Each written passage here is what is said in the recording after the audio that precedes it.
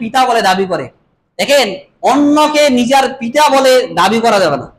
আল্লাহ রাসূল সাল্লাল্লাহু আলাইহি সাল্লাম বলেন, মান ইদাইলা গায়রি আবিহি ওয়া হুয়া ইয়ালামু আন্নাহু গায়রি আবিহি ফাল জান্নাতু আলাইহি হারামুন। যে ব্যক্তি জানলো যে এটা আমার পিতা, তারপরও নিজের পিতাকে পিতা বলে না দাবি করে অন্যকে পিতা বলে দাবি করলো, রাসূল সাল্লাল্লাহু আলাইহি সাল্লাম বলেন ফাল জান্নাতু আলাইহি হারামুন, তার জন্য জান্নাত হারাম হয়ে যাবে। এই কারণে রিস্কাওয়ালাও যদি আপনার পিতা হয়, ওকে পিতা বলে দাবি করতে হবে। আপনি হয়তো আজকে কোটিপতি হয়ে গেছেন, কিন্তু নিজের পিতাকে আপনি পিতা বলে দাবি করতে আপনার লজ্জা লাগে যে আমি আজকে এত বড় হয়ে গেছি আর আমার পিতাকে আমি আজকে পিতা বলতেছি। পিতা আমার হচ্ছে মুসি, পিতা আমার একটা রিস্কাওয়ালা।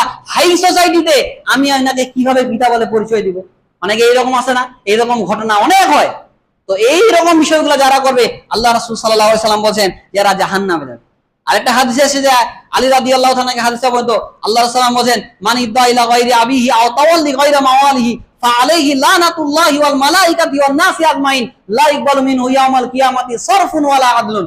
রাসূল সাল্লাল্লাহু আলাইহি সাল্লাম বলেন, যে ব্যক্তি জেনে শুনে নিজের পিতাকে পিতা বলে দাবি করলো না, অন্য কাউকে পিতা বলে দাবি করলো, রাসূল সাল্লাল্লাহু আলাইহি সাল্লাম বলেন ফাআলাইহি লানাতুল্লাহি, তার উপরে আল্লাহর লানত, ওয়া মালাইকাতিহি, তার উপরে ফেরেশতাদের লানত, লা ইকবালু মিনহু ইয়াউমাল কিয়ামাতি সারফুন ওয়ালা আদলুন, এবং কিয়ামতের দিনে তার ফরজ এবং নফল কোন ইবাদতে আল্লাহ সুবহানাহু ওয়া তাআলা দরবারে কবুল হবে না।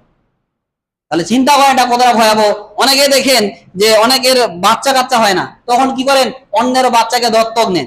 তো নেওয়ার পরে বলেন যে তাকে পরিচয় দেন না নিজের বাবাকে, যে আমি তোমার বাবা, যেহেতু লালন পালন করতেছি, বলছে আমি তোমার বাবা, আপনার নামেই তার দিয়ে দিলেন তার ভোটার আইডি কার্ডে যখন সে বড় হলো। এটা করা যাবে না। যার কাছে আপনি নিয়েছেন, যদি আপনি জানেন যে তার পিতা এটা, তাহলে তাকে বলতে হবে বাবা উনি হচ্ছে তোমার পিতা, উনি ওদের পিতা। হয়তো দেখা গেল তার অভাব আপনাকে দিয়েছে একটা সন্তান, এতগুলো সন্তান লালন পালন করতে পারতেছে না, এরকম হয় না, তাদের 6টা 7টা 8টা 10টা করে সন্তান, এতগুলো পারে না। আপনি কোটিপতি মানুষ, আপনার বাচ্চাও হয় না, আবার কি করেছেন, আপনার অন্য সন্তান ও তার সন্তানকে একটা দত্তক নিয়েছেন, এখন বলছেন যে আমি তোমার পিতা। এই রকমটা করা যাবে না। যার পিতা যেটা তাকে পরিচয় দিতে হবে, কারণ আপনি তার জন্মদাতা পিতা না, আপনি তাকে লালন পালন করতেছেন, এতটুকুই শুধু। আপনি কি করছেন, তাকে লালন পালন করতেছেন, এর জন্য আপনি নেকি পাবেন, এর জন্য আপনি সওয়াব পাবেন, আল্লাহর কাছে পুরস্কার পাবেন, কিন্তু আপনি তার পিতা বলে পরিচয় দিতে পারবেন না। আপনি যে আমি তোমার পিতা, এটা আপনি বলতে পারবেন না। যে আমি তোমাকে লালন করতে পালন করতেছি বাবা, এতটুকুই, এর চাইতে বেশি না। তো যেই কথা বলতে চাচ্ছিলাম, সম্মানিত উপস্থিতি, এই বিষয়গুলো অবশ্যই আমাদের খেয়াল রাখতে হবে। যেগুলো অনেকে খেয়াল রাখে না, নিয়ে আসে বাস নিজের পিতা বলে দাবি করে, এটা করবেন না কোনোদিন। তো যেই কথা বলতেছিলাম, সম্মানিত উপস্থিতি, অন্যকে যে নিজের পিতা বলে দাবি করে এই ব্যক্তি জাহান্নামে যাবে।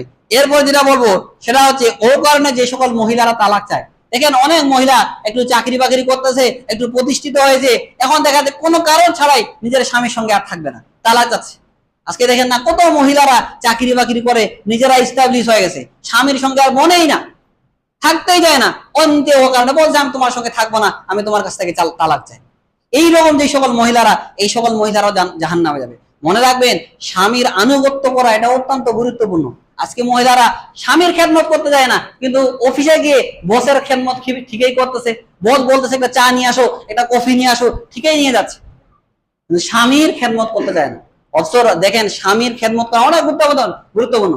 রাসূল সাল্লাল্লাহু আলাইহি সাল্লাম বলেন, লাউ কুনতু আমিরা আহাদান আইয়াসজুদা লি আহাদিন লা আমারতুল মারআতা আন তাসজুদা লি যাওজিহা। রাসূল সাল্লাল্লাহু আলাইহি সাল্লাম বলেন, আল্লাহ ছাড়া কাউকে যদি সিজদা দেওয়ার অনুমতি থাকতো, তাহলে আমি প্রত্যেকটা নারীকে বলতাম সে যেন তার স্বামীকে সিজদা করে।